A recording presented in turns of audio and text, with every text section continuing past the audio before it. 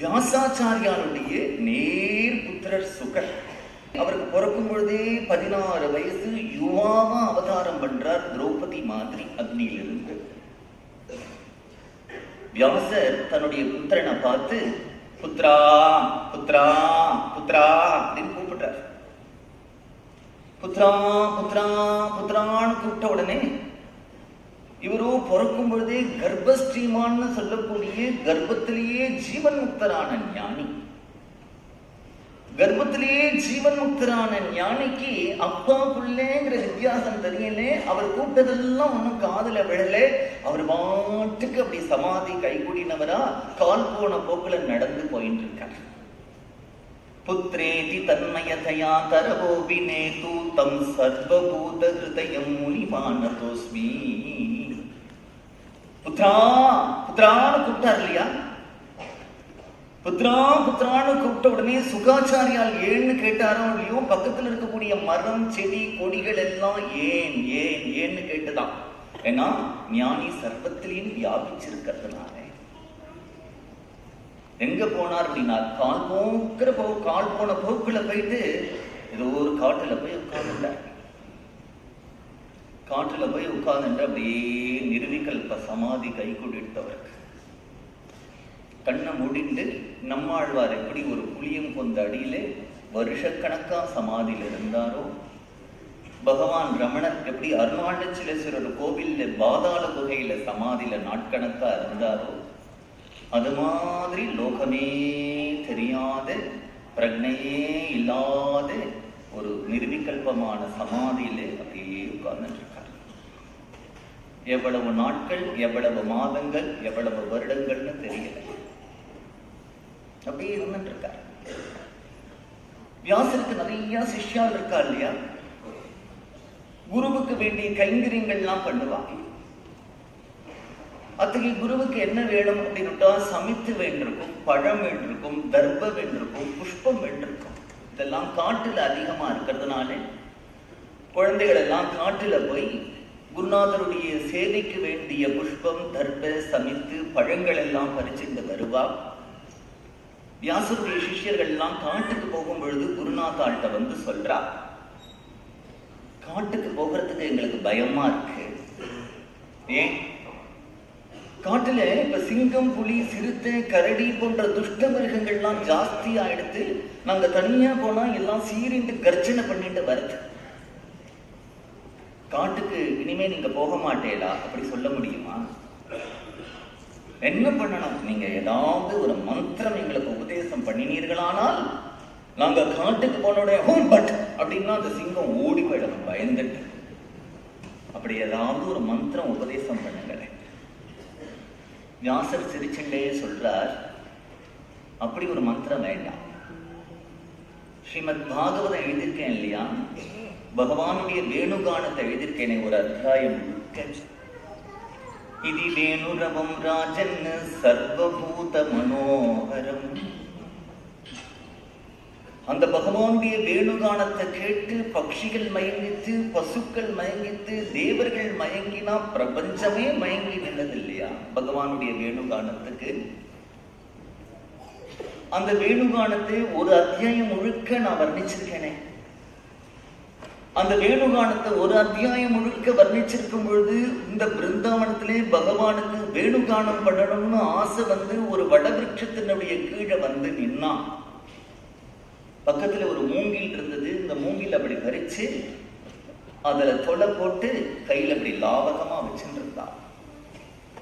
பகவான் கால வித்தியஸ்தபாதனா அப்படி மாற்றி வச்சுட்டு கழுத்துல ஒரு வைஜெயந்தி மாலை, பீதாம்பரம், தலையில பெரிய மயில் பீலி, பகவான் அப்படி ஒய்யாரமா சாஞ்சு நின்னுட்டு அப்படியே வேணுகானம் பண்ண ஆரம்பிக்கிறார். பகவான் வேணுகானம் பண்ணக்கூடிய அழகா பாகவதத்துல வியாசாச்சாரியார் சொல்றார், வருகா பீடம் நடவர பகு கர்ணயோ கர்ணிகாரம் விப்ரத்வாசகா கனகபிஷம் வைஜயந்தீஞ்ச மாலாப்ரம் திரான்வேனோ ரதன சுதயா பூரயங்கோபப்ருந்தைஹி பிருந்தாரண்யம் ஸ்வபத ரமணம் பிராவித கீத கீர்த்திஹி. வருகாபீட்டம். தலையில ஒரு பெரிய மயில்பீல். பகவான் நடந்தானால் அவ்வளவு அழகு. இன்றைக்கு ஸ்ரீரங்கத்திலே பகல்பற்று உற்சவத்திலே, ராபத்து உற்சவத்திலே பகவானுடைய சிம்மகதி, கஜகதி, சர்பகதி, ரிஷபகதி, அர்ச்சாவதாரத்திலேயே இவ்வளவு நடை அழகு உடையவனா இருக்கக்கூடிய பகவான் விபவாவதாரத்திலே எத்தகைய நடை அழகு உடையவனா இருப்பான்.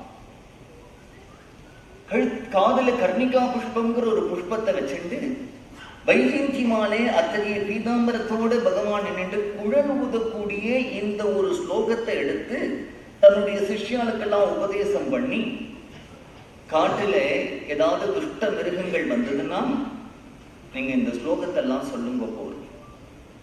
இந்த குழந்தைகள்லாம் மறுநாளைக்கு என்ன பண்ணினா, இப்படி சமைத்து எடுக்கிறதுக்கெல்லாம் போகும் பொழுது அங்கிருந்து ஒரு சிங்கம் வரும், அங்கிருந்து ஒரு புலிய பார்ப்பா.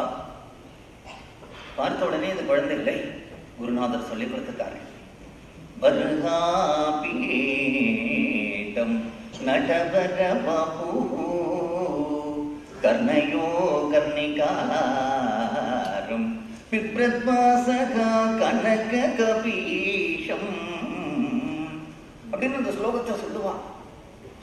சொன்ன உடனே என்ன ஆகும்னா, இவன் நினைச்சுட்டு இருந்தா அந்த புலி சிங்கங்கள்லாம் பயந்துட்டு ஓடும்னு இப்ப பயப்படல. அந்த பகவானுடைய வேணுகானத்தை வர்ணிக்கக்கூடிய அந்த ரூபத்தை வர்ணனையா இருக்கக்கூடிய அந்த ஸ்லோகத்தை கேட்டே அதெல்லாம் நாய்க்குட்டி மாதிரி இந்த குழந்தைகள்கிட்ட வாலாட்டிட்டு நான் காலை நக்கி கொடுத்துட்டு பக்கத்துல வந்து படுத்துட்டு. பகவான் குழல் மூலமா என்ன கொடுக்கிறான்னா, சங்கீதம் இல்ல, தன்னுடைய பிரேமைய வாரி வர்ஷிக்கிறான் கிருஷ்ணன். இப்படியே இவர்கள் வருகாபீட்டம் நடவர பபு வருகாபீட்டம். இந்த குழந்தைகள் திரும்பி திரும்பி இந்த ஸ்லோகத்தை சொல்றாளா, அந்த ஸ்லோகம் அப்படி கிளம்பி கிளம்பி அந்த நிர்விகல்ப சமாதியில சுகாச்சாரியால் உட்கார்ந்து இருக்காரே, அவர் காதுக்குள்ள போறது. வருகாபீட்டம் நடவர பபு கர்ணயோ கர்ணிகாரம். இப்படி சமாதி கலையிறது அவருக்கு. வருகாபீட்டம். யார் அந்த ஸ்லோகம் சொல்றான்னு தேடிட்டு வர இந்த குழந்தைகள். ஏது இந்த ஸ்லோகம்? இந்த மாதிரி 18,000 ஸ்லோகம் எங்களுடைய குருநாதர்கிட்ட இருக்கு. குருநாதர்கிட்ட இருக்கு அப்படின்னு உடனே உங்களுடைய குருவை நான் பார்க்கணுமேனு சுகபிரம்மம் வந்தா, குரு யாருன்னா அப்பா வியாசர். முதல்ல கூப்பிட்டாரே புத்திரான், அப்ப திரும்பி பார்க்காம போனாரே. முதல்ல பாகவதம் என்ன பண்ணிட்டுனா அப்பாவையும் பிள்ளையும் சேர்த்து வச்சு. இந்த ஸ்லோகம் ரொம்ப அருமையா இருந்தது. என்னுடைய நிர்விகல்ப சமாதியை கடைச்சுடுத்து. இது மாதிரி 18,000 ஸ்லோகம் இருக்கு, நீ உட்கார சொல்லித்தரேன். எப்படி சொல்லி கொடுத்தாருன்னா, சுகம் அத்தியாபயாமாச. ஒரு குழந்தைக்கு வேதம் சொல்லி கொடுக்கிறவர் சந்த சொல்லி திரும்ப சொல்லி சந்த சொல்லி திரும்ப சொல்ற மாதிரி ஜென்மாதிசேதா ஜென்மாதிசேதா ஜென்மாதிசேதா அப்படி 18,000 ஸ்லோகத்தையும் சிக்ஷை பண்ணிட்டார் சுகாச்சாரியா. அந்த 18,000 ஸ்லோகமும் ஹிருதயத்தில் அப்படியே உள்ள போயிடுத்தான். இப்ப யார் அது அப்படின்னா, பாகவதத்தினால அவருக்கு ஜீவன் முக்தி ஸ்திதி சித்திக்கல, ஜீவன் முக்தி ஸ்திதி சித்திச்சிருந்தது.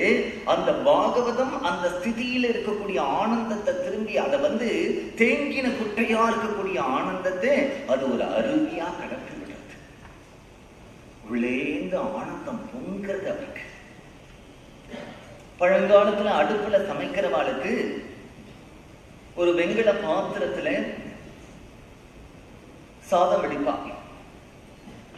சாதம் வெடிக்கும் பொழுது அந்த வெங்கல பாத்திரத்திலேருந்து என்ன ஆகும்னா, அப்படியே சாதம் கொதிச்சு கொதிச்சு கொதிச்சு மேல வந்ததுன்னா ஒரு சிப்பலை தட்டை போட்டு மூடுவாங்க. அதுக்கு மேல அந்த பொங்கி வந்ததுன்னா அதுக்கு மேல ஒரு அன்னவட்டி கரண்டிய வைப்பா. அது ரொம்ப அதிகமா பொங்கி வரும் பொழுது அந்த தட்டு கரண்டி எல்லாம் தள்ளி விட்டுட்டு வெளியில வரா மாதிரி ஹிருதயத்தில் இருக்கக்கூடிய சுகாச்சாரியாளுடைய பகவத் அனுபவம் பொங்கி பொங்கி பொங்கி பொங்கி பொங்கி அவர் எவ்வளவு அடக்கினாலும் அந்த ஆனந்தத்தை தாங்க முடியல. அது வாய் வழியா வழியறதுக்கு காத்துன்னு இருக்கு. ஓடுற அவஸ்தை வந்துருத்தவருக்கு. பாகவதம் சொல்லணும், பாகவதம் சொல்லணும், பாகவதம் சொல்லணும். ஒரு வீட்டு வாசல்ல போய் இப்படியே எட்டி பார்த்தார். இமாத்துல பாகவதம் சொல்லலாம். வரணும் காத்தால எழுந்துக்கவே இல்லை. சரி, அடுத்த வீட்டுக்கு போனார். அடுத்த வீட்டுல போய் பாகவதம் சொல்லலாமா அப்படின்னு நான் காத்தாலேயே டிவி ஓடிட்டு இருக்கு. அடுத்த வீட்டுக்கு போனார். காத்தாலேயே அவன் வீட்டுல சண்டை ஆரம்பிச்சுடுத்து. சரின்னு அடுத்த வீட்டுக்கு போனார். அடுத்த வீட்டுல போனா எல்லாரும் ஏதோ சோகமா உட்கார்ந்து இருக்கா. அப்படி இந்த வீடு இல்லை, இந்த வீடு இல்லை, இந்த வீடு இல்லை, இந்த வீடு இல்லைன்னு தள்ளிட்டு வந்தவர் இவருக்கோ பாகவதம் சொல்லணுங்கிற அனுபவம் ஹிருதயத்திலிருந்து பொங்கி வழியிறது. பரீட்சித்தோ யார் பாகவதம் சொல்லுவான்னு காத்துருந்தான். 2 பேரும் சேர்ந்தான். இப்ப பாகவதம் யார்கிட்டேருந்து கேட்கணும்னா ஞானிட்டேந்து கேட்கணும். பாகவதால் மகான்கள்டேந்து பாகவதம் கேட்கணும். அத்தகைய மகாத்மா கிட்டேந்து பாகவதம் கேட்டதுனாலதான் பரீட்சித்துக்கு அறையேறினான்.